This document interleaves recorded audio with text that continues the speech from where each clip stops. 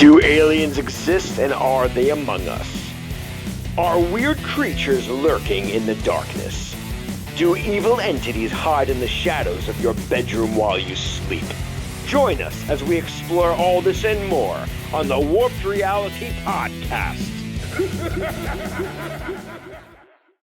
What's up, everybody? On this episode of the Warped Reality Paranormal Podcast, Kreepy Ken and Ghost Joe, well, that's me, welcome MUFON field investigator, paranormal researcher, author, and UFO abductee, Mr. Preston Dennett.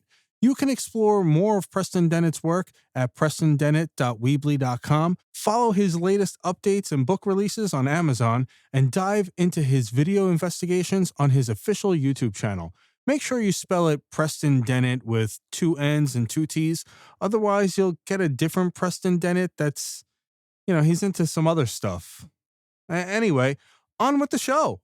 Today, we're joined by one of the most prolific and respected researchers in the field of UFOs and the paranormal, Preston Dennett.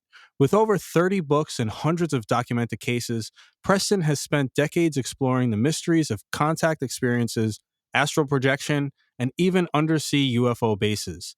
Let's get ready to dive deep with the extraordinary Preston Dennett. How you doing, man? How's it going? Doing well. Yeah, I hope you are too. Good. Yeah, a little crazy today, but I'm here, Crazy How you doing Saturdays. There you go. There he is. That's so, me. I know Ken has spoken with you a few times, right?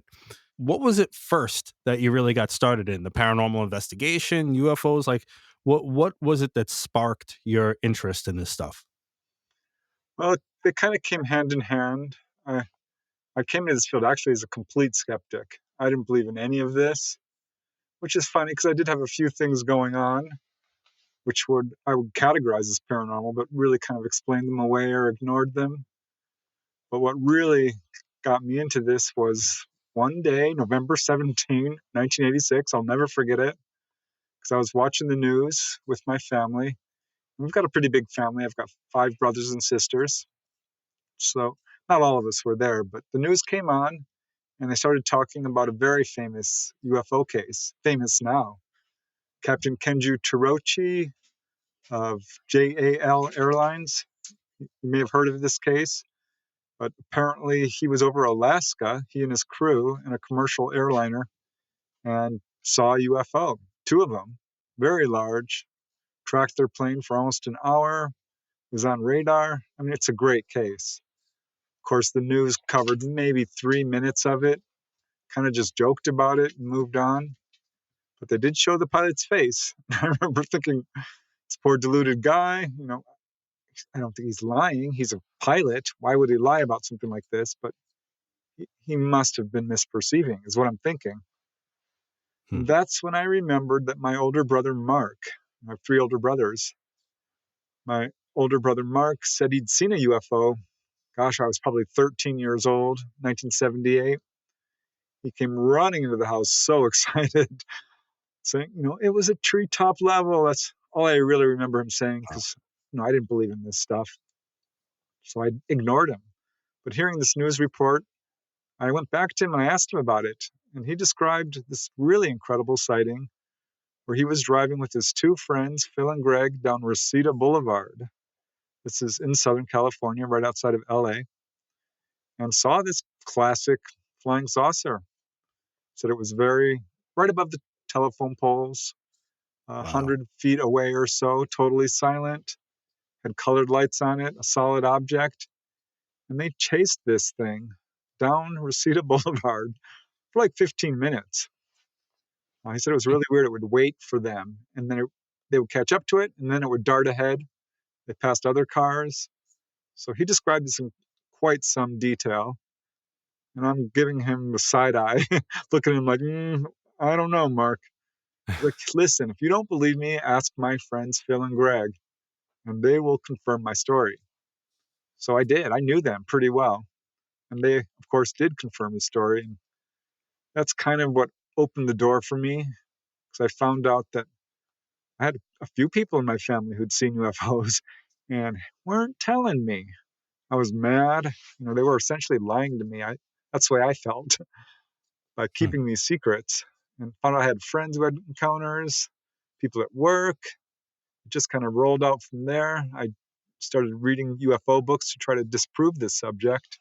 So, it's swamp gas you're seeing, which of course it wasn't. And found out about MUFON, Mutual UFO Network. About a year into all this, I became a field investigator, took their test, which was really hard, and became a field investigator, started writing articles, investigating cases firsthand. Spent really 10 years just diving into this. That first year, that was hard. I mean, I was upset. Finding out there was a government cover up and all this stuff was just a complete adjustment. But put out my first book after 10 years of research and kind of haven't looked back since then. Wow. Wow. I mean, that's some story too. And the fact that it was so close, that's amazing. That's amazing. I mean, I know people say they'd be scared and stuff, but I really want to see one, man.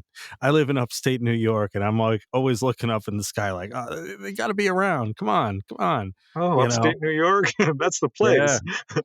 yeah. Not way upstate, not like where you could see every star, but like about an hour and a half away from the city. An Right. hour. A little bit upstate, like right at the start of upstate, they call it. But yeah, that's crazy, man. So you also have a book about like underwater UFOs, or Yeah, I do. I got interested in that right off the bat. One of my first cases, was referred. I found this lady at MUFON. At a MUFON meeting, and she was a really good witness, a therapist. And she described how she was driving along the Pacific Coast Highway. This was my first USO case, and saw this. She wasn't driving; her friend was, and she saw what looked like this big sphere of light floating on the water off the coast, not far out. She's looking at it because it looks strange. It doesn't look like a boat. And as soon as she points it out to her friend, she's like, "Hey, look at that. What do you think that is?" This darn thing, which was apparently on the surface of the ocean, shot straight up and disappeared. Right when they looked at it, almost as if, it knew, which, this sort of thing does happen. It started getting a lot more USO cases, unidentified submersible objects, and sort of collected them because I was, if you saw an unexplained light, I wanted to sit down face to face with you, even if it was just 3 seconds.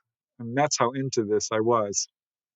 And yeah, I started getting a lot of cases off the coast of Southern California. Found out I was a latecomer to this field because the researchers in this area had already uncovered a bunch of cases. Robert Stanley, he was an early researcher. Ann Druffel had been there since the 1940s collecting cases. But Yvonne Smith and Barbara Lamb and Bill Hamilton and others had a bunch of cases. And I started to really develop an interest in this particular area, especially after I put a chapter in my book, UFOs Over California, on ocean-going UFOs, because there were some really good cases in this area. I'm like, wow. And that got the attention of the History Channel, of all people. They called me, I couldn't believe it, to go on their show, Deep Sea UFOs. And that I started getting so many reports after that. They called me back. I did Deep Sea UFOs 2, then UFO Hunters, and I sort of became the go-to guy for USOs in this area. And really, around the world, a lot of people were contacting me with their USO stories. that's cool. That's very cool. So, as far as the other stuff, like Oh, paranormal, right. as far as ghosts and stuff like that, when did you kind of transit? I mean, I guess they all kind of obviously they all fall under the same umbrella, but when did you say, you know what, I'm going to start, researching ghosts and hauntings and stuff? When did that start? Yeah, about the same time, because one of the first people I'd interviewed was a family friend, Sylvia Walters. Because I was asking everybody, if I knew you, I was going to sit down with you and peel back the onion. And so I asked Sylvia. Uh, she's a good witness too. She was a private pilot, a flight instructor, a trained diver. So, a pretty good witness in terms of being able to observe and this sort of thing. And she described how she at that time I lived in Topanga Canyon. This is right along the coast, west of LA, between Santa Monica and Malibu. And turns out there's a lot of activity there. I didn't know it. I grew up there, never saw anything. But she lived high on the ridge. And one evening rather, she was in the house with her friend and heard this weird humming, buzzing noise. They're like, "What is that? That doesn't sound like a plane." They went running outside, and here's this darn egg-shaped object kind of bobbing up and down like it's in the waves, moving overhead, maybe a couple of 100 feet over their house. Pretty big, kind of just a dull, white, glowing egg. And it was making this sound. It was funny because all the people I was interviewing all had witnesses to support their story, which kind of blew out one of my misconceptions that people are alone when they're seeing UFOs and they're not that educated and they're out in the country somewhere. And no, that's just not true. So then she says, "I've also got a ghost in our house." I'm like, "No, you don't." She's like, "No, I do. Uh, I've had a number of encounters where she could hear it, uh, coughing, would flush the toilet. They had all kinds of these kinds of stories. And so I started, when I interviewed people, I would leave my questions more open-ended. And I found out that I worked with a lady who had encounters. Her daughter was being taken on board, and they also had a haunted house. And another lady I worked with, she had a missing time encounter with UFOs and also had a near-death experience and some ghostly encounters. So I started all at once realizing that this was connected to some degree. But yeah, did ghost hunting, research on near-death experiences, out-of-body experiences, precognition, because I felt like these things are connected in some way, and to sort of censor the evidence wasn't going to help solve any mysteries. So I really dove deep in the paranormal as well. It's pretty interesting. I wonder if anybody's ever done a study into whether people that have UFO encounters and people that have ghost encounters, if they're somehow, seeing ghosts and UFOs at the same time, and if they're really connected. That would be an interesting study if it hasn't been done. Yeah, some people have looked into it. There's some researchers who tried to label contactees as, quote, fantasy-prone personalities, which turned out not to be true because they did some double-blind type studies where some of these people were contactees, and that was hidden from the interviewers, and they were found to be completely psychologically normal. But what I have found, certainly, because now I've looked into this, is that most people who have, say, more than a sighting, like seeing humanoids or being taken on board, almost always have some kind of paranormal stuff going on, usually a lot. And I've come to realize that contactees, as I call them, are really profoundly psychic. And this can come either before your experiences, but definitely afterwards. Because people will, be taken on board and then suddenly they're having poltergeist phenomena, or they've developed mediumship abilities, or start having astral projection. That's what happened to me, actually. I started having out-of-body experiences not long after I started doing UFO research and seeing UFOs myself. And I always kind of thought, well, that's an interesting coincidence or synchronicity. Now I'm not so sure. I think there's a connection there. Yeah, actually, I wanted to bring that up to you as well because we're going to get more into the astral projection thing. I really find that fascinating, that whole thing. I've always wanted to try it. And I kind of have a little bit of a story with that as well. But before I get into that, with the astral projection thing, right? I had interviewed this awesome person named Christopher Lee Jansen Very, very cool, paranormal investigator. And he like specializes in astral projection, right? And he had said that he had astral projected himself to a haunted location that he was supposed to go to, I believe, like the next day, right? Just I guess to see the layout or whatever it was. He said that when he was astral projecting, he had seen this, like the janitor or the caretaker or whatever in there, right? Now the next day when he went there, he saw the same guy, and that guy looked at him like he was so frightened, right? And what I said to Christopher was, well, maybe when you astral projected yourself, he viewed you and you looked like a ghost. Could that be like a possibility? Like where maybe somehow he astral projected himself and a person that was in that space actually saw him, but saw him looking kind of like a spirit? Right. Is that a Oh, yeah. possibility? Yeah, that absolutely can happen.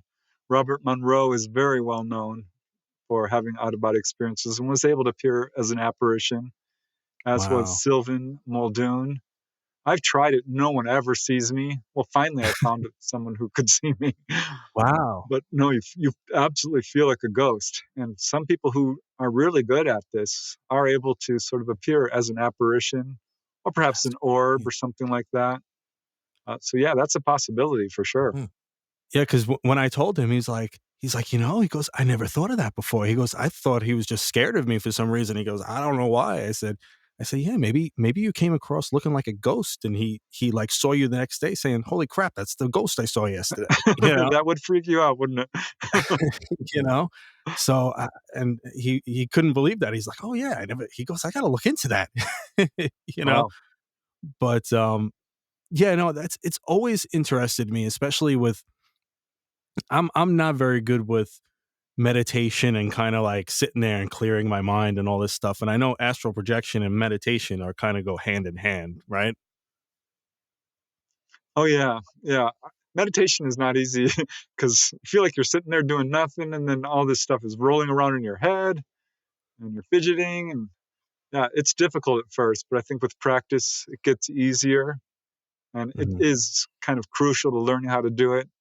But the fact is, we're doing it every night. We're all doing this. So another real trick is just remembering what's going on at night, really working on that, keeping a dream book if that works, or just it's all about memory and recall as well. But meditation is absolutely key to really developing it if you want Hmm. to do it in, Right. quickly, I guess. Very So, cool. Preston, I've read about every single one of your books except for the latest one. Um, I have lots of favorite books of yours because you're amazing. Your books, I've told you before, your books just you just write them in this way that it's almost just like I'm talking to you. And I appreciate that. You don't get wrapped up in fancy words. You just kind of put it out there like it's a conversation and like or you're telling me a story. And I appreciate that about your style of writing. Um my favorite book though was Symmetry. I love that book. I got to interview you and Dolly. That was amazing. Dolly was incredible. Um, do you still talk with Dolly? Oh, yeah, we're partners. We do a podcast each Monday evening, The Light Gate.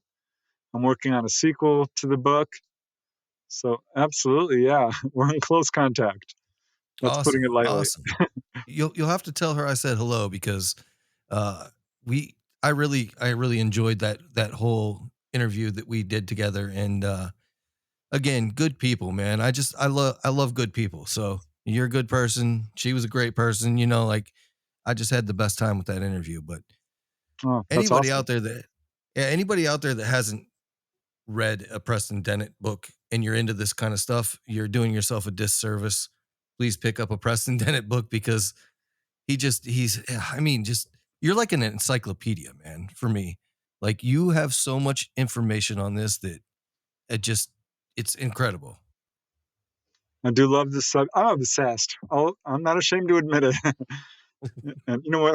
I can watch a movie and completely forget what happened at the end, but for some reason, this stuff just sticks in my head because I find it so interesting. Yeah. But yeah, it's in my family. You know, my brother had that sighting. He had an implant in his arm. I think he may have been taken on board. Found out my little sister has had at least 2 or 3 encounters, one involving missing time. I've had missing Wow. time. I've had a bunch of sightings. I was taken on board not too long ago. I never got to talk to my parents really about this in any depth. My mom passed on early, and my dad wouldn't touch the subject if you paid him, Mm, which is kind of a red flag to me. He hated it. He really just really? hated it so much. So I Yeah. wonder So if, yeah, yeah, do you think this is generational? Like having encounters like that? Do you think it's generational? I think in most cases it is. Yeah. I would say if a person is being taken on board regularly, almost for sure it's generational. But I will say there's a number of cases which seem opportunistic, kind of, where people are just driving along on a highway, a remote highway, late at night usually, and next thing they know, they find themselves on board, and it's a one-off essentially. But for the most part, no, I do think it's generational. That's the pattern we see that's very prominent. That, and people are showing psychic ability. It's There's some interesting patterns as to who's being contacted. And like another pattern I noticed, which really surprised me, was it's not blood type, though Rh negative does turn up quite a bit. Uh, People of all ancestries are being taken on board. It's evenly divided between men and women, people of all ages. Doesn't really matter where you live, though if you do live in a hotspot, your chances do go up. There are certain hotspots around the world. But one pattern I noticed is that people who are doing good work for humanity in some capacity are more likely to have contact. By that Hmm. I mean doctors, nurses, and teachers, and inventors, and police officers, entertainers, musicians, um, environmentalists, social workers, human rights activists. These, if you look at the contactee population, now I always ask, what do you do for a living? Because this comes up. It's not a hard and fast rule, but I definitely see this coming up more than normal, I would say. So Everybody there's but different corrections different officers, Joe. causes. Yeah. Everybody but corrections officers. You're out of luck, Joe. I bet I could find a corrections officer. Give me a few days, I could. So what's the deal with the healing encounters with UFOs? Because you hear so many different things. Like I mean, I know a lot of people say that there's different, just like there's different ethnicities of people, that there's different species of alien Right. as well, or extraterrestrials. Um, some that aren't very nice, and some that appear to be okay. So what's with the healing encounters? Yeah. What's I that mean, about? I, this took me a long time to unpack because when I got involved in this field, I noticed, like, gosh, this is scary. The way this is being portrayed in the media does not sound like good news. That people are being taken against their will and subject to experimentation and this sort of thing. And so I started interviewing people because I felt like I almost couldn't trust what the media was saying. Because let's face it, they're lying to us. So is the government. There's disinformation in this field. There's a lot of fear and confusion, a lot of gaslighting of UFO witnesses. Most don't go public. So I really had to dive deep because the stories I was getting were not nearly as scary as the lurid accounts in the media. And I just kept building up my own database. I've talked to hundreds of people, literally, who've been taken on board. And yeah, it can be very scary. But I have yet to, I mean, maybe 5% of the people I've talked to will say, this was really bad. I hated it. I feel like they're evil or demonic. 80 to 90% say it's a little bit of a mixed bag and it was scary at first. But ultimately, I feel like this was a benevolent experience. They taught me a lot. and about 20% to 40% involve healings. I started getting my own healing cases right off the bat. And I was going to write an article about it because I had this lady who was healed of a cyst in her fallopian tubes. It was not going well for her. She was bleeding and in a lot of pain, and had all the imaging done and was scheduled for surgery. And that night had a visitation. And she's like, well, that's weird, because she was supposed to go to surgery the next day. Goes to surgery, and they do the pre-op imaging and said, we can't find your cyst. We think you had an operation. Who did you go to? You were scheduled with us. And she played dumb and said, I don't know. But they said, no, we know you've had an operation. There's fluid here in your fallopian tube. It's only present after someone does surgery on you. What happened? And your cyst is gone. So again, she didn't say anything. I asked her why. She's like, are you kidding?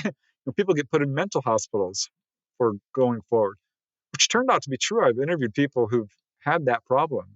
Were put in mental hospitals by their family, even though they had outside witnesses and evidence and the whole deal. So that was my first healing case.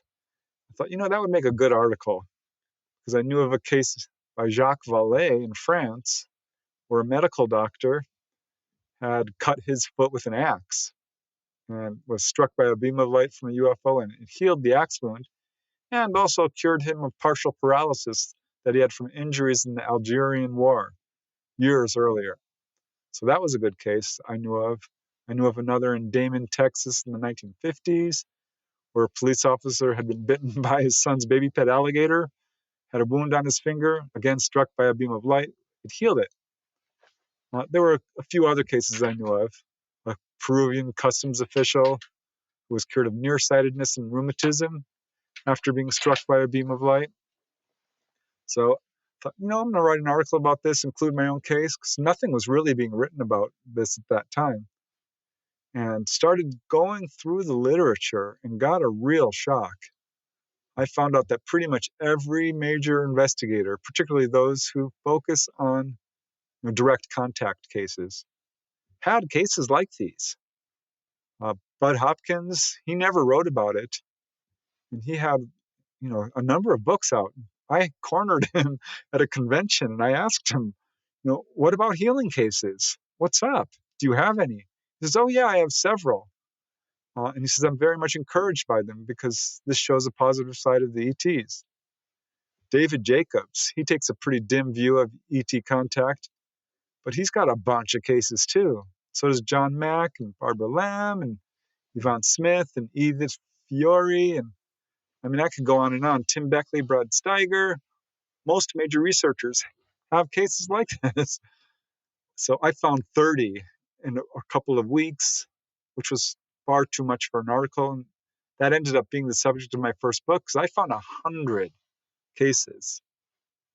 And I've since reissued that book, called it The Healing Power of UFOs. I have 300 documented cases. So I can tell you, without speculating, and prove it in black and white, that healing is definitely one of the reasons people are taken on board. That's the most common thing people will describe when they're taken on board, is being physically examined. And that's when healing takes place. So this is undeniably, demonstrably true. And I've got a long list of conditions that people have been healed of. Injuries, you name it. Everything from hemorrhoids to stomach aches to diphtheria, diabetes, nearsightedness, hepatitis, AIDS, cancer, tumors, broken bones, burns, you name it, colds, flus. It's crazy. And are they all the grays? Is it like people see like the grays, the aliens, right? The Zeta Reticulans, or is it all different, or do they it's how all do different. they describe it's mostly them? grays, actually. Over 50% grays, which is kind of corresponds to my own files in terms of what type of ETs people are being contacted by, which is mostly grays, but human looking, praying mantis, little blue beings, tall whites, short little humanoids, tall ones. There's a huge variety of ET types. And I think they're all essentially human, but are just have sort of different. The same way we have huge variety of the way we look. I think they're essentially the same species as us for the most part, but just have a different ancestry. And I say that I'm not speculating here. This is what the contactees have been told by the ETs over and over again. That's one of the messages they give people, that we share a common heritage. So I think they feel a sense of responsibility or a kinship with us. Our relationship is much closer to them than I think most people realize. Human-looking ETs, of course, there's quite a few out there, which really raises questions about human origins and our relationship to them. But yeah, all different types of ETs do these healings. I've even got a few reptilian healings, if you can believe that. Yeah. Preston, you said short little humanoids. That's the same thing my wife calls me, as a short little humanoid. I didn't want to say anything, but okay. We're all humanoids, let's face That's it. right. That's right. So you had said that you've seen, like, I mean, that there's some that actually look human, right? So, I mean, I know that there's people that claim that when they were aboard, a spacecraft, that they've seen people that looked human. Do you think that these could actually be like actual doctors from here or government or something like that are up there? Or do you think that these are alien beings that are maybe projecting themselves to look like that, or that they are like that, or that they're hybrid? Like, what's Yeah, your well, opinion on that? it's hard to answer that with any real authority other than to say that most of the people who've had contact and see human-looking beings do believe that they are extraterrestrial in terms of coming from elsewhere. Though there are people who basically work with the ETs. Dolly Saffron. I wrote a book about her, as you know. She's on board a lot of the times when people are taken on board and they see her. And they're like, "Oh my God, who are you?" And she's like, "Well, I'm just like you. I work with the ETs." So that can happen. And then there's also something we call MILABs, military abductions, in which people believe they're having a UFO experience and aren't really. They might be taken on board a craft that's perhaps reverse engineered and are seeing human-looking beings, but these are government personnel, and it's a nefarious sort of operation that our own secret governments are doing to portray ETs in a negative light and really mess with people, particularly with contactees. So it can really muddy up a person's perception of what's happening to them, because they may be a genuine contactee who's having benevolent contact, and then suddenly they're MILABed, and it's a mess. So What's the purpose that's of them doing that? Just to um, portray them in a negative light? yeah, I think it's a preparation for the upcoming false flag, perhaps. It's I don't know exactly why they're doing this, but I'm convinced it is happening. I think that the folks behind the cover up are greedy, power hungry, ruthless, immoral, and I could go on. Uh, Not okay people who are Sounds like a using, government. yeah, they're using psychotronics and mind control techniques and drugs and hypnosis and everything in their bag to sort of mess with people. Now, just to fully answer your question, Joe, I think there are cases of grays who do appear as human beings and sort of forth a screen memory, uh, perhaps to reduce the fear factor for witnesses. But I think for the most part, when people see grays, that's what they're seeing. When people see human looking, that's what they're looking at. Travis Walton is a good example. He saw grays. He saw human looking beings as well. Now, if those human looking beings were grays, why would he see grays in the first place? It doesn't make sense that they would be disguising themselves. And I think we have enough reports that are very consistent all over the world say that, yeah, human-looking ETs do Wow. exist. I mean, I guess it makes me feel a little bit better that they're actually, some of them are healing people. So that's a pretty good thing because you wonder, every time, you hear about, this stuff, you're saying, but if they've been doing this stuff for years, haven't they done every experiment that they could possibly do on somebody by now? Like why do they keep taking people, So maybe, I mean, if they're healing people and giving people information, I guess that'll, that kind of answers that a little bit, as far as that. Yeah. I don't think they're really experimenting on people. I think that's misinformation and fear-based thinking. And I don't blame people for being afraid because that's kind of the go-to when someone finds themselves on board and they're surrounded by people that look real different and they have no idea what's going on. And that's the main complaint. People feel a sense of loss of control. The unknown is what really causes a lot of fear. But I really don't have any cases of people reporting what I would call sadistic behavior, where ET's wanting to hurt people or wanting to cause fear. And I think if you take an objective, and I'm going to underline that, a look at the onboard experience in particular, you can see that it's actually for the good of the contactee because they'll examine you and sometimes heal you, not always, but usually it's a checkup that occurs first. And if you're not in absolute panic and fear, they will speak to you. Usually the first thing they would tell people is don't be afraid, have no fear, no harm will come to you, you're fine, calm down, this sort of thing. And if you respond to that, they will give you free reign of the craft.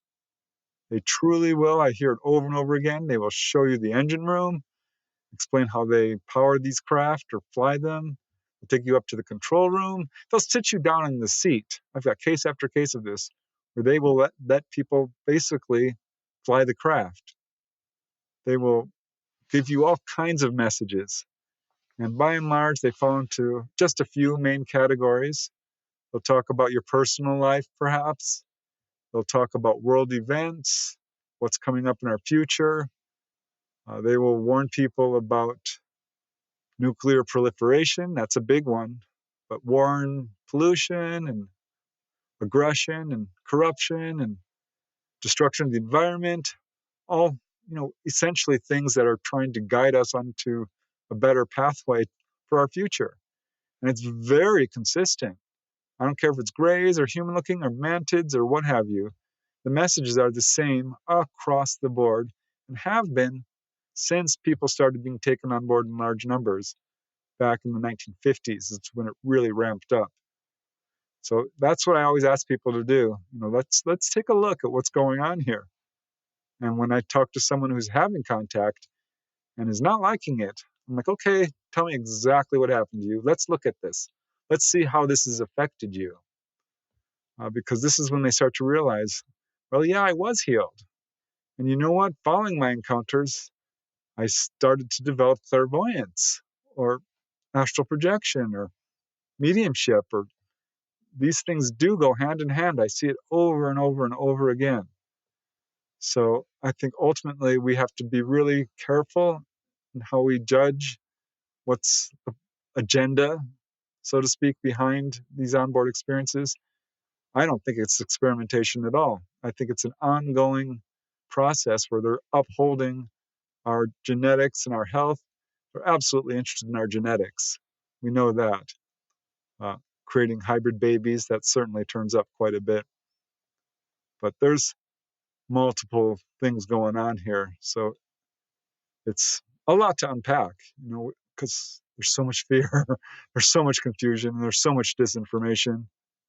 Some of these researchers out there are not okay. They're not, I think they're government agents. I really do. And some of the people on the lecture circuit who are just telling horrific stories. Like, I'm not even sure I believe you. I have to be very objective as an investigator. But that's kind of my assessment of what's going on here. It's a mess. So basically, Joe, you're striking out all over because, you're not far enough in the valley to see the UFOs. You're a correction officer. You aren't one of the others. And there's no hope for probing. You're not going to get probed. So just give it I up, mean, Joe. if It's not I going to maybe happen. if I put myself out there just a little bit more, maybe I could make some of that stuff happen.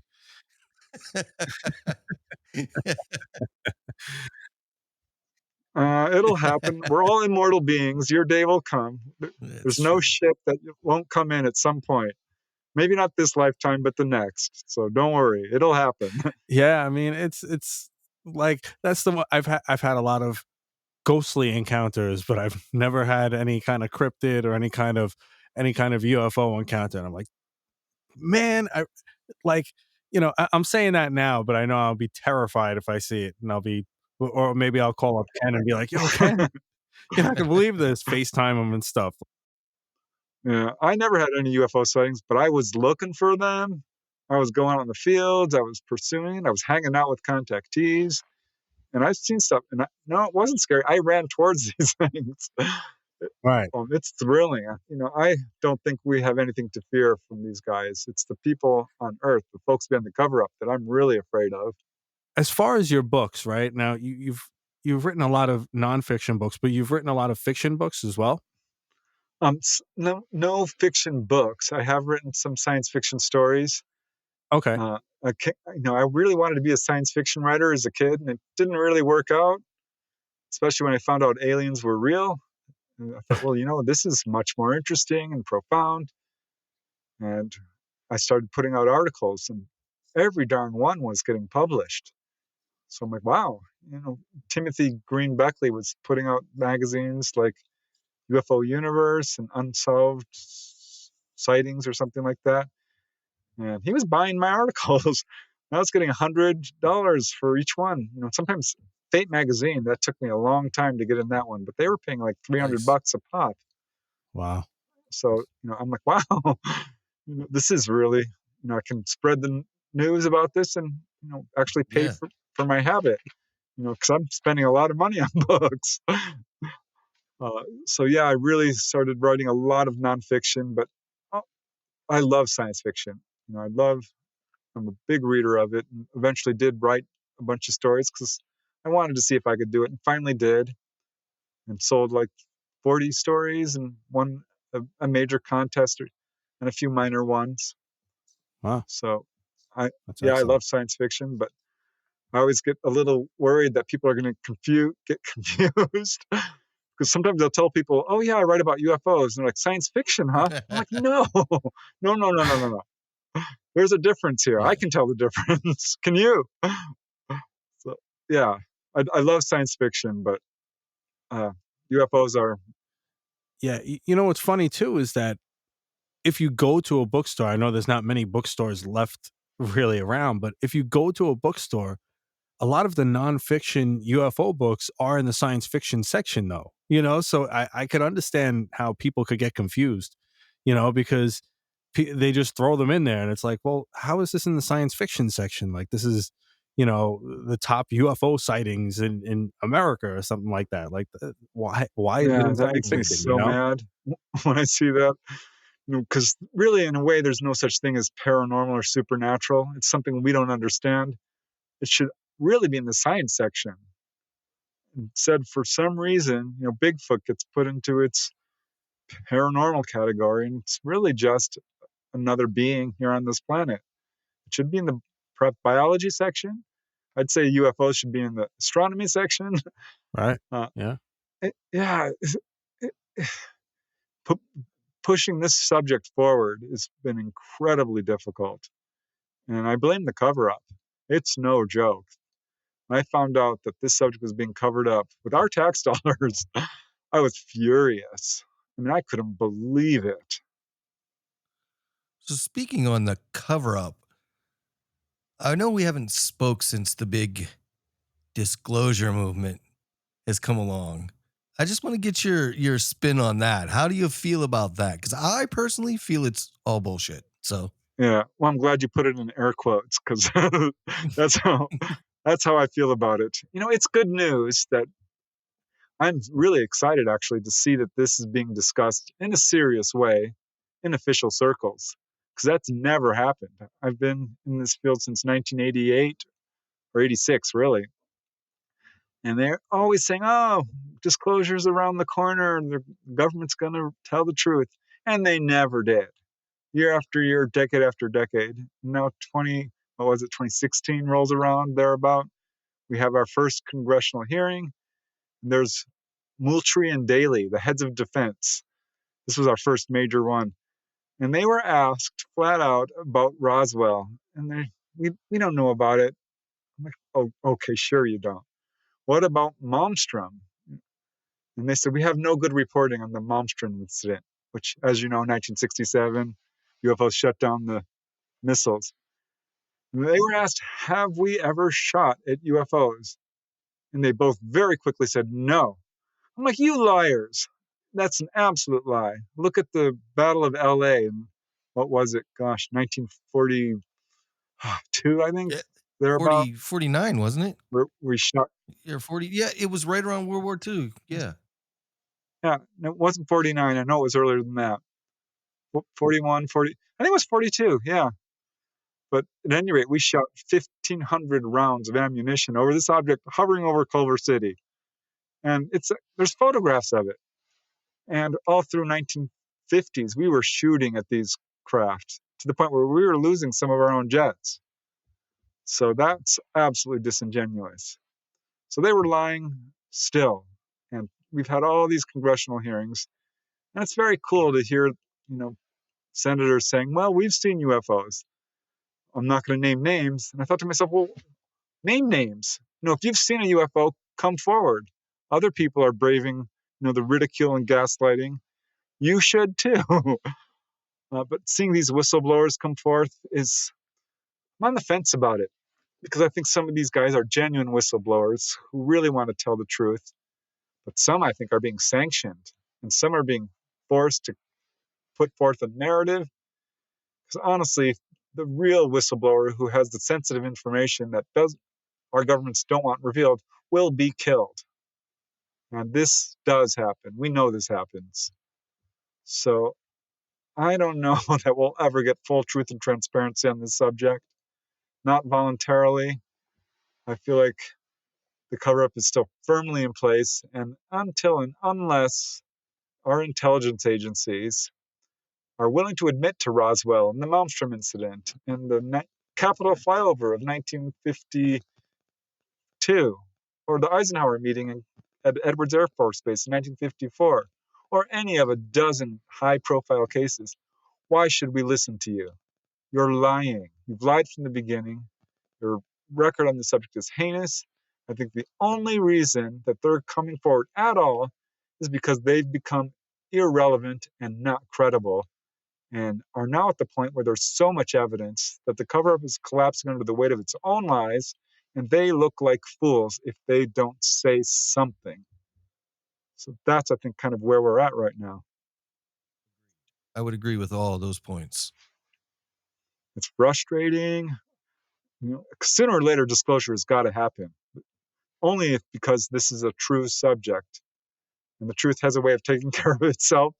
You can lie about it, you can ignore it, you can distort it, but you can never destroy it. Truth is truth, and it remains inviolable.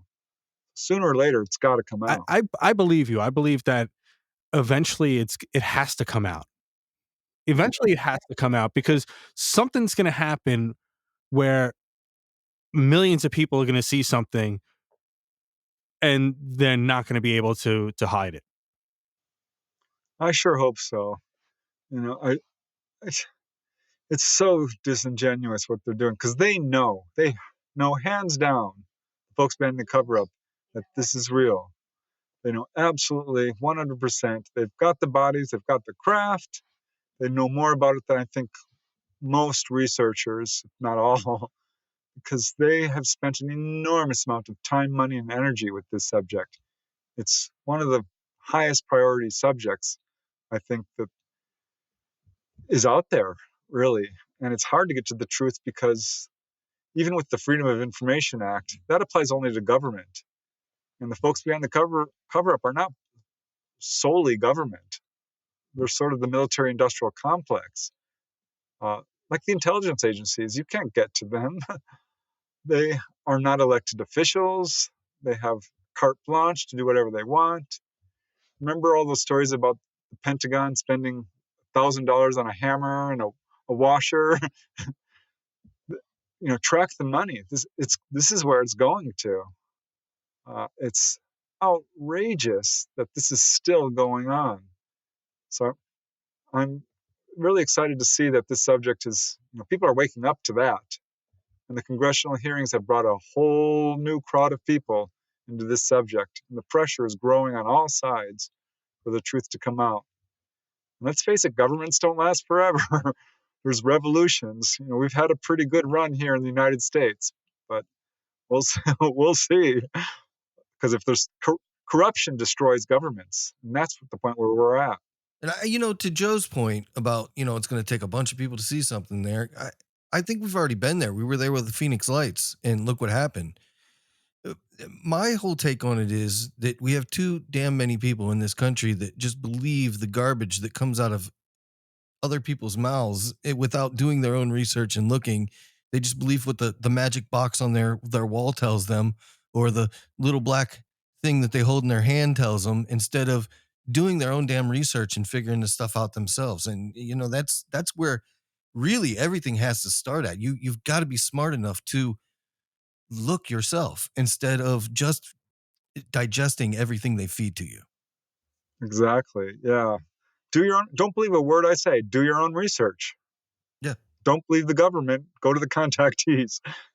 Years ago, 20, 30 years ago, when they would talk about a UFO sighting, it'd be a joke. It'd be a fluff piece. They'd be like, oh, yeah, there was everybody thought they saw a UFO over here and there. And, oh, it was probably just this. It was probably just that. And everybody'd laugh and that'd be it. Now it's not a joke anymore. Now when they have UFO sightings on the news, it's a real story now, So I feel like in a way that they're kind of changing a little bit. I don't know if it's strategically to, like a lot of people say, to try and get our attention off of other things, or if they're genuinely trying to push that out there. I don't know. But I feel like I do see that shift though in the media. I agree with you. I would agree with you on that. Yeah, I agree with that too, except one thing, that, if it's a sighting, they'll talk about it. Maybe even if it's a landing. But if there are humanoids or someone being taken on board, forget it. Congress will not talk to contactees. I think they're about to talk to Chris Bledsoe, who's a pretty high-profile guy who's claimed to be taken on board, and I believe him. He was healed as well of Crohn's disease, chronic. Wow.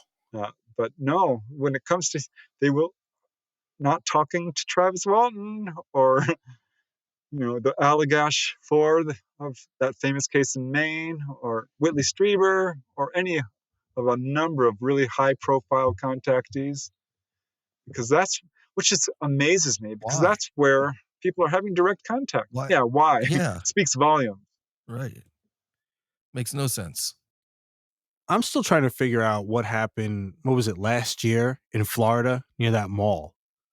What and they completely like covered that up and just like, oh yeah, no, that was nothing. That was just this, and then it disappeared from the internet. Like nobody talked about it anymore. Same thing with the UFO sightings in Washington recently. That happened in like May or something like that, April or May or whenever that was. It was talked about for a day and then it disappeared. Yeah, I don't know about the Florida mall case. I'm skeptical on that one as a researcher, because I've been following the story. There was that one in Las Vegas as well. Yeah. That turned out to be a big story and then kind of didn't. Yeah. Right. But then this New Jersey drone wave of last year, Yeah, which is still a little bit ongoing. And boy, the back and forth with that, and the contradictions coming out from various parts of the media. Having talked to some people who are aviation historians like Michael Schratt or James Goodall or Dolly Safran, the subject of my book, she's got a military background and is well connected. Now, those are ours. That's at best reverse engineered stuff, but just drones that are, I honestly think it's part of the false flag preparation. going on. Look at the mania that's going on with this Atlas object. Thank you. I was just going to ask you about that. I don't think it's a craft for a second. Not for a second, for a number of reasons, because they don't look like that. Second, they don't travel like that. If there's a craft that wants to come to Earth, they can get here instantly. They're not going to be meandering along interstellar distances through. Space is dangerous. It's filled with gamma radiation. This is not how they travel. They travel interdimensionally. It's a joke. It's a shame on some of these astronomers for saying, "Oh, it's a 40% chance it's an alien craft." Where do you get that number? How can you? That's not true science. Maybe it has some anomalies, but we've rarely seen objects like this from beyond our solar system come into our solar system. It's only happened a few times. So I think, yeah, there's stuff to learn about it, but I don't think for 1 second this is an ET craft. I agree with you 100% on everything. And you say the astronomers, and who, I know Joe's going to get a laugh out of this because I say it all the time. I really wish that theoretical scientists were not a thing, because I wish they were just theories, because they just be quiet. You know what I mean? You're like the basketball player that talks about politics. Just play basketball. Just be a scientist. Don't give me theories. Give me science. I want science, not theories. Don't give me theories. I can make my own theories. I don't need you to put that out there, because you just confuse everybody when you do that. So just give me your science, man, not your theory. Yeah, if you look at Facebook, people are like, "Oh, and here's a photograph of Atlas, and look, there's windows." And look, no, there's half the stuff or more, 80% of the stuff on these social media platforms is flat out lies. Agreed. All the photographs, they're not photographs. It's AI. Almost all of it. It's a nightmare. Yeah. Because people are asking me about this, and I'm like, oh my God, use some common sense. I saw an AI video of Michio Kaku talking about Atlas. And if you weren't quick and saw that it's AI generated in the corner and then it flashed off, you would think this was real. And it's not. I went to the website and it's just pure BS. Unbelievable fear-mongering. And none of it's true. It's a strange, I don't know how to put it. With information and AI and all that, it is a really strange time we live in with all that, because, even to watch a movie trailer, you don't know if that's a real damn movie trailer or if it's a fake one anymore. It's a shame that we've gotten so far in this age of information that now it's being misconstrued with false information out there. And I wonder how much of that is put out there on purpose. Yeah, I suspect a lot of it, particularly in this field, but it's all over the place. I mean, wasn't it like Marco Rubio who said that he had a film put out of him that wasn't him saying some stuff? So they can basically fake anybody, especially folks who are out there in the media with their face and their voice and their likeness. They can create your voice, they can create your image. Remember when they had Michael Jackson up on stage and dancing around after he had died? I mean, that is just a taste of what they can do. It would absolutely fool everybody. They could stage a fake ET invasion, and people would absolutely believe it. Don't believe it. If UFOs show up and start shooting at you, it's not ETs. Well, Joe's not even real. He's an AI host. I mean, it's not even real. He's not a real person. Not what you were saying yesterday, sir. But no. No, but AI, I mean, it's amazing. Like, I think about it every day because, we're always like putting these videos together and stuff for TikTok and all that.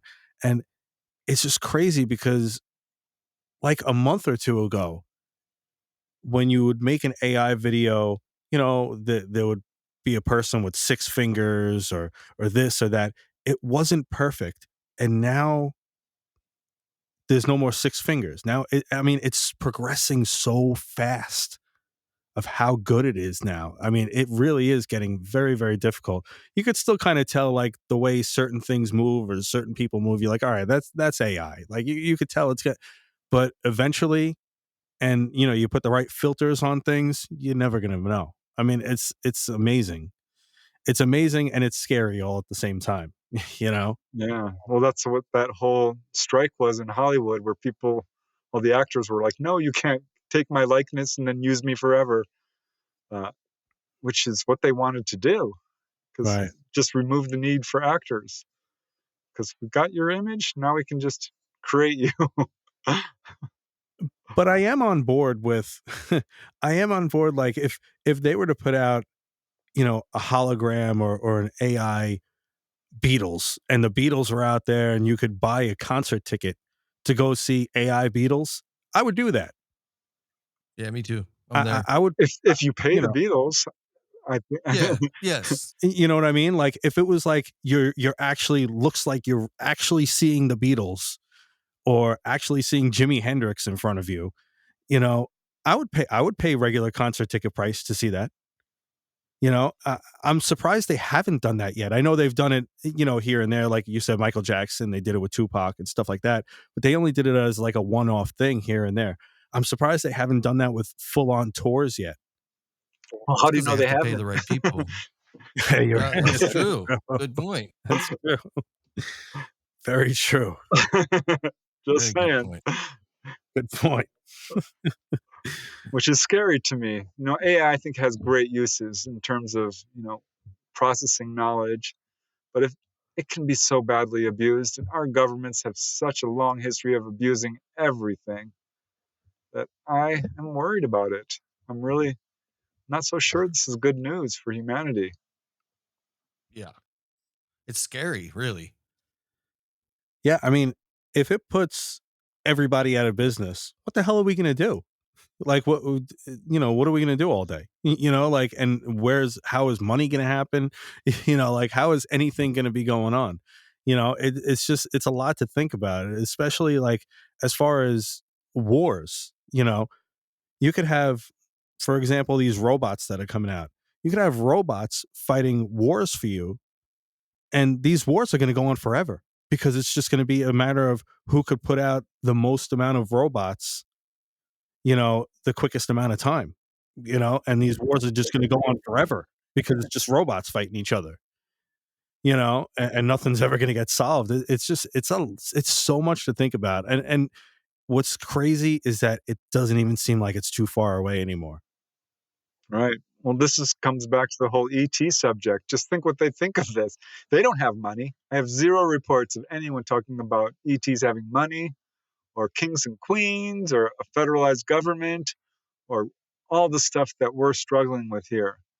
They must look down on us as complete whacked people. Um, Well, we are. And as humans, we have this strange obsession with, I don't know how to put this, with playing God. We always want to play God. And I'll put that back to the AI thing because, I mean, we've created something that's going to be completely autonomous soon, if it's not already. And it's just going to be, it's going to be able to create itself. It already can learn. It already can do all that. And it could be, we could be living in the Terminator movie here before too long because of that. But to your point, Preston, I wonder what they think about all that, and I wonder if that's part of the reason why they're here, trying to intervene. And I really do think about that a lot. yeah, 100%. I think that's why they're here, because the atomic age began in 1940, mid 1940s.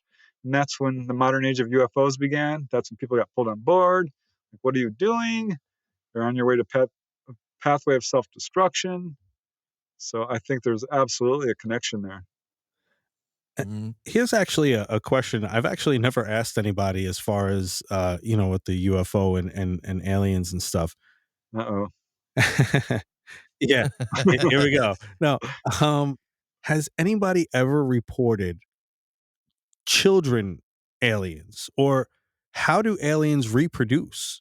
Has there ever been any kind of thought, or have they ever said, like, because everything that you see, it doesn't look like they have reproductive organs, and if so, how does this even happen? Or are there little kid aliens? Like, I don't know if that's ever been reported.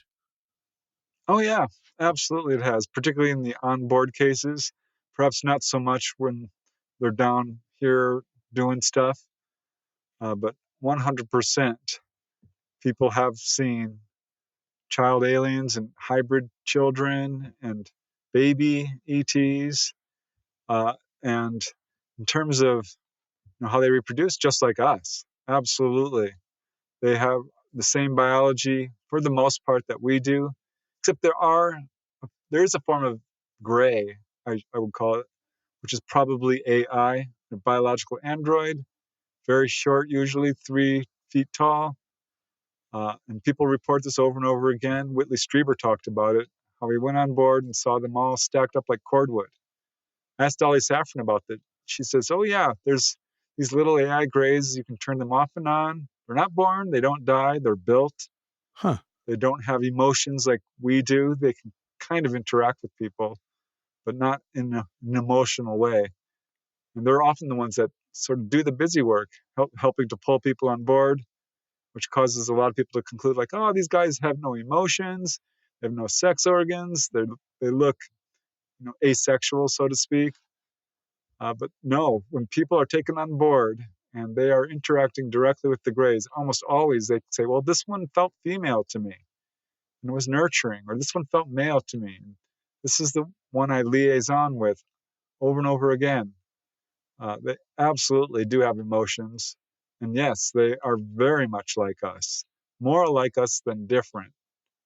We have an enormous number of commonalities in their behavior. Their behavior falls under the same umbrella as human behavior. They are very, that's the message contactees get. You are us, we are you, we are one. We share a common heritage. So they're doing all the things we would do if we were contacting, a race that's on the wrong path, or a people, I should say. We're all one race. That's another thing that bothers me. If people are talking about, well, you're a different race than I am. No, we're all human.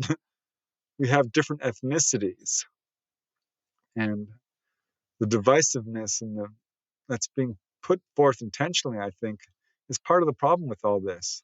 They're painting ETs as alien and different from us and monsters, and that's just not true. In fact, I think that we here on Earth are all essentially what we would think of as extraterrestrials or hybrids, because people have been told that we did not evolve on this planet. Hmm. We used to live on Mars. We did not evolve here from apes. The whole idea of evolution, while it has some valid points to it, is absolutely incorrect. It's not true. We did not evolve from apes or primates. The human race is much older. I talked to Michael Cremo, who wrote the book Forbidden Archaeology, and he lays it out in black and white that the human race is millions of years old, and that there have been previous iterations, advanced civilizations on this planet, which is provable archaeologically speaking. So our whole history, as we're being taught, is not true. In India, right? With the whole, they have like a nuclear war there or something at one point back in history that they can kind of prove, an alien war or something like that. Oh yeah, the Vimanas, Yeah. which are in ancient writings of India, which shows that they had flying craft a long time ago, and there's evidence of glassified, deserts were exposed to huge amounts of heat that predate our civilizations. Yeah, there's some really good evidence. We're not the first ones to, arise and have a civilization on this planet. Mm-hmm. We go through cycles. With all that being said, Preston, I heard a theory out there that I want your take on. I heard somebody one time say that they believe that aliens are just us from the future coming back to try to correct what we are, but they have evolved more than we have. What do you think about that? 100% no. And because it is one of the theories. The extraterrestrial theory or explanation is by far most popular among those who study this subject, particularly onboard experiences. John Mack, Bud Hopkins, Barbara Lamb, David Jacobs, Yvonne Smith, they all feel this is extraterrestrial. And so do most contactees. And the time travelers from the future is another explanation that's put forth by a very small minority, which really has no good firsthand cases to back it up. And of course, it's filled with problems, with enigmas and contradictions that just wouldn't work. So I don't buy the time travel theory. There's no good evidence to support it. There's another theory that's demonic. I don't buy that one either. I've got a whole bunch of books behind me, and there's a whole section on demons. And I've investigated cases firsthand. It's completely different. It's a true phenomenon that manifests in a completely different way. ETs are not demonic, and shame on those who put that explanation forth, because they're ignoring an enormous amount of the evidence, such as the healing cases. And then, if I may, there's another theory that really gets under my skin, which is put forth by people like Jacques Vallée and Jerome Clark and John Keel and others, that what we're dealing with is not extraterrestrial, but a phenomenon, an intelligence that wears different masks and masquerades as whatever is in our cultural milieu at the time, whether it's fairies or what have you, which is so speculative. And his reasons are laughable when you examine them. He has 5 reasons why he thinks this is an intelligence and not ETs, which is that there's too many cases for this to be a scientific study of ETs. Well, what does that mean? That's pure speculation. He says it would be very unlikely that they would be humanoid in form. How do you know that? Have you been to another planet? You can't speculate and say that ETs would not be humanoid because you don't know. And the fact is, the vast majority of reports are humanoid. So it's basically you're throwing away all the evidence and speculating wildly that this is different. And he says, well, what about fairies? It's far more likely that a lot of those accounts are misinterpreted and were ETs. But if you look into it, stories of little people are prevalent in all cultures. And there appears to be another type of being out there, like fairies or gnomes or dwarves or what have you, which is real and is on Earth and is interdimensional to some degree. So, his argument is easy to pick apart. I don't think we're dealing with some weird intelligence that puts on masks. The extraterrestrial theory explains all the evidence, because if it's this weird phenomena, where are people when they're being taken on board? Because they're not in their rooms. What are these implants that are being pulled out of people's bodies? Because they're not normal. Where are these babies coming from and being taken to when people have a so-called missing fetus syndrome? What is turning the ground to glass when a craft comes down and burns it at 3,000 degrees? How does that happen? Are these craft being formed out of thin air? What's the mechanism behind it? It makes zero sense to put this theory forth, and I get really passionate about it because it doesn't explain the crash retrieval reports or the reverse engineering of ET tech, which almost certainly is real, because there's now thousands of whistleblowers and thousands of cases of people who've seen people flying these reverse engineered craft. So I'm sticking to my guns here. I think the ETH is the correct explanation, the extraterrestrial hypothesis. And I think our government knows, hands down, for sure, that we're dealing with extraterrestrials. So I really question some of these folks who are putting forth these other explanations, because prove it. It's hard to prove that something is extraterrestrial, but I can tell you one thing. Those who have the experience of being taken on board have the proof, because they have the firsthand knowledge. They experienced it firsthand, This is not a belief anymore. This is direct knowledge. And I'm one of those folks. I've been on board. I had a fully conscious onboard encounter. So don't tell me what you think I saw, because I was there and you weren't. What did you see? Like, what was it like? Explain your experience. Oh, it was awesome. I'd had a number of sightings over the years. I think I had a little gray in my room at one point, but it was moved out so quick I didn't get a good look at it.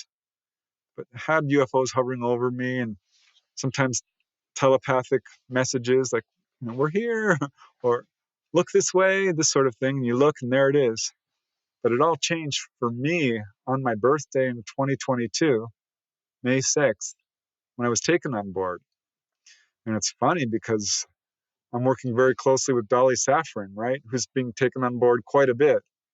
And I was taken on board her craft, Talata. And I knew it instantly because I was pulled out of bed, through the wall, essentially. I was dreaming, but suddenly I am not dreaming. I'm being pulled up into outer space, and I'm fully awake, and I'm in a craft. I'm in the center of this room that's about 50 feet wide, and I'm laid out on a table. And there's little guys next to me who I'm not looking at, because I'm looking at this tall, sort of hybrid-looking lady, very thin, in this glowing white jumpsuit. And she's got these beautiful eyes and really thin, tightly curled blonde hair. She's looking down at me and asking me if I'm okay. And I'm trying to sit up because I'm fine. I want to explore this craft. I want to see where I'm at. And she's like, no, you have to stay on this table. I'm like, I'm fine. Really, I really am. Finally, I convinced her and I jumped up. And there's this tall gray standing about 10 feet away. I walk up to her. She's female.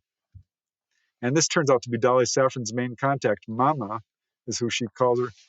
And, she kind of tilted her head, looked down at me. She's 8 feet tall. And just beautiful. Huge eyes, tiny little mouth. She's wearing this white smock. And she looks at me, tilts her head and says, "So," this is telepathically, "so is this what you thought it would be like?" And I said, "No, this is much better." Because it was amazing. I wasn't the least bit frightened. I'm like, "Can I explore?" And they're like, "Sure." I walked to the other side of the room. I looked down. I could see the earth below us, not as a little globe, but it's, sort of, you could see the sphere of it. I can tell you the earth is round because I saw it. We were probably, 500 feet up or something like that. So it filled most of my field of vision. And there were other people in there. Some were kind of hypnotized or in a trance. I tried to talk to them. They were out of it. Mm-hmm. And I saw other grays at the other side of the room, and that did make my heart leap up a little bit. I'm like, whoa, look at those guys. They look different. I saw another girl who was conscious, and I walked up to her because I wanted to talk to her. I wanted to get her name. Maybe we could connect back on Earth. That would have been so cool. But at that point, the craft dropped down, was right above the Earth for just a second, 5 feet up. It rocked back and forth, shot back up. I walked back to the center of the room, and they gave me this little glass tumbler, or it looked like glass, sort of a clear liquid, green, to drink, which I did. It tasted all right. It was very subtle, kind of a green kiwi lime, very thick syrup. And that kind of knocked me out. And that's the last thing I remember, I should say. And I woke up in bed, jazzed. I was so excited. I called Dolly. I'm like, "You're not going to believe it." She's like, they gave you a ride. She was really sick. She couldn't be there, which was such a shame because I would have loved to have seen her on board. Yeah. Do you think she put you on the list? Do you think she put you on a guest list or something to get up there, maybe? Yeah, I absolutely do. It was on my birthday. It was the best birthday present I ever got. Yeah, on your birthday. That's crazy. Yeah. That is cool. Wow. Yeah, and that was just recent, so wow, that's amazing. But I when I was, let's see, it was 1992, that would have made me 27 years old. So 75, anyway, yeah, if I'm doing my math right. I had a missing time encounter. Okay. And I remember now, I think, what happened there just by sheer willpower and using dreams and flashbacks and meditation of being in a craft. And it was this huge room, huge, like an auditorium. There were all these tables, and I was with other guys, all guys. We were being taught how about free energy, or what you would call free energy, or alternative sources of energy. It's very cool because they had these little devices. And I don't remember a whole lot, but I do remember they took us to the side of the craft, turned the wall transparent, and showed us the Milky Way. And it's not like you're looking through a window. It's like they opened this craft up and you're standing on the edge of a cliff looking out into deep space. And we've all seen pictures of the Milky Way, but woof, and I cannot tell you how different it looked to be there and have it right in front of you. It was breathtaking. It was unbelievable. It was, I mean, yeah, that's the only way to put it. Majestic, I guess. That's cool. So I've remembered quite a bit of other stuff. So it's taken me a long time to say, oh, I might be a contactee, because I didn't talk about that. I was much more interested in getting the word out about other people's experiences. But if you talk to UFO researchers, you'll find that a good number of them are kind of having these kinds of experiences as well. Wow. Why do you think that is? That's interesting. Why do you think that's the case? I think for, two ways of looking at it. One is that's why they got in this field, because they had these experiences and they want to figure it out. Another is because if you start closely associating with contactees, you're gonna have contact. It's true with anything you study. If you hang around it enough, it's gonna start rubbing off on you. So I think that's kind of what's going on here. I did a whole study on that. I called it UFO Investigators Disease. I didn't coin that term. Ed Conroy, a mainstream journalist, decided he was going to disprove the Whitley Strieber story, and basically ended up kind of hanging out with him and interviewing all the people he associated with, his family, his friends, everybody. Came away totally convinced because he started having experiences too. And I've looked at a number of researchers, and that's exactly what happens. You study them, that draws their interest, and they start studying you because they're very much on top of what's going on in terms of this subject. They watch over all of us very closely, the ETs. So your latest book, the Out of Body Exploring, a beginner's approach, and you have many other books before. If somebody wanted to get the first book by you, which book should they start with?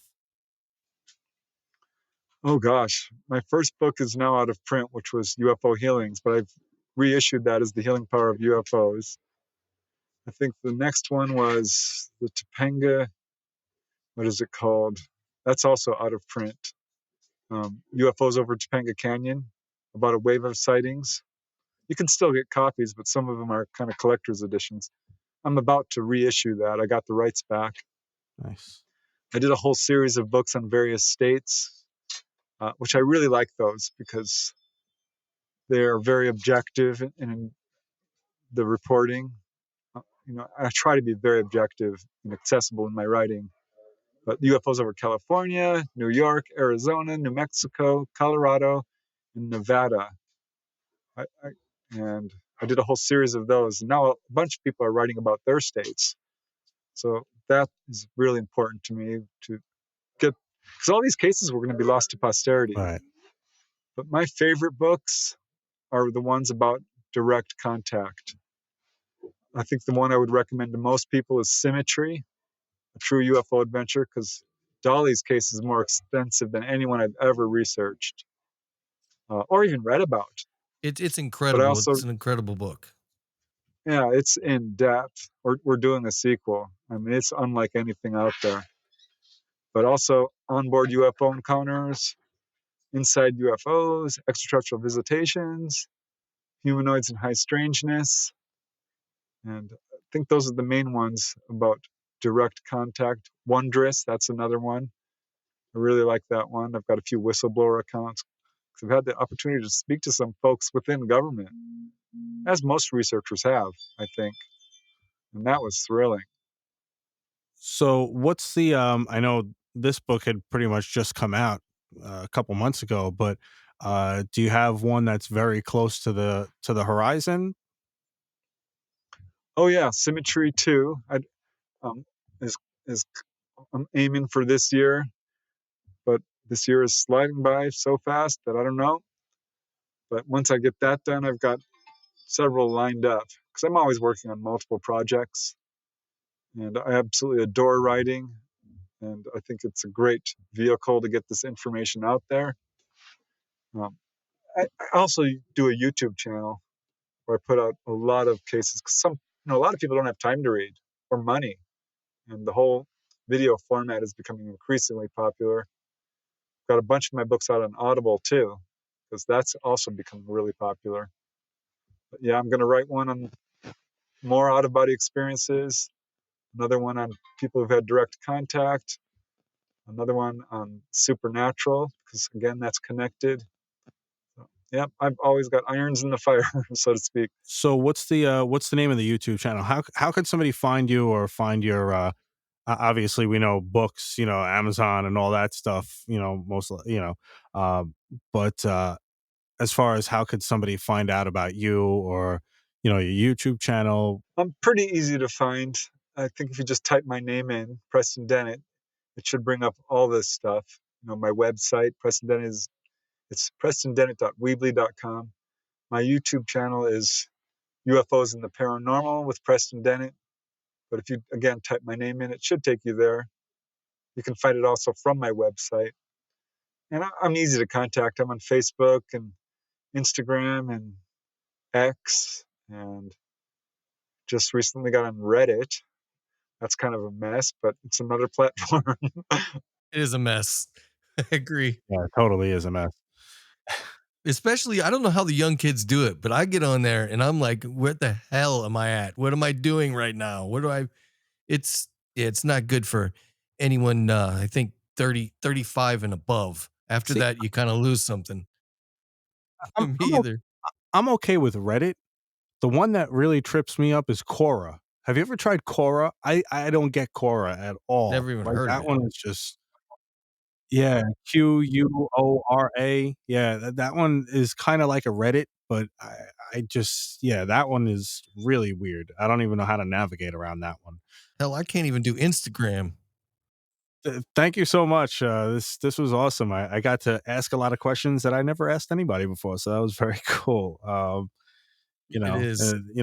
Great meeting you. Ken talks very, very highly of you. So, I knew that this interview Well, was going to be awesome. very good, very cool. So, thank you very much for hanging out and talking to us. Hey, a pleasure and an honor. I appreciate it. Yeah. Thank you. Yeah, man. Appreciate it. So thanks again to Preston Dennett for the awesome interview. He is a wealth of paranormal information, and I am sure this is not going to be the last time we're going to have him on the show. Definitely check out prestondennett.weebly.com. Check out his YouTube, order his books on Amazon. Also, please check out all of our social media outlets as well. We have TikTok, we have YouTube, we have Instagram, we have Facebook groups, we have our own website, warpedrealityparanormal.com. Please check all this stuff out and, subscribe because, we'd love to hear from you. Also, if you have a paranormal experience you'd like to share, if you've ever seen a UFO, a cryptid, or have been abducted or anything like that, and you want to tell us your story, you could do so on warpedrealityparanormal.com. You could also call us at 845-600-0744 and leave us voicemail, or you could email me at ghostjoeny@gmail.com. So that's going to do it for us, everybody. And we hope you enjoyed the show. We'll see you next time. Later. Thank you for listening to the Warped Reality Paranormal Podcast, and thank you to all of our guests and contributors that help make this show possible. For more information on the show, to listen to every episode, read paranormal news, or to submit your paranormal experience, check out warpedrealityparanormal.com. You could also email me at ghostjoeny@gmail.com. The Warped Reality Paranormal Podcast, uncovering the unseen.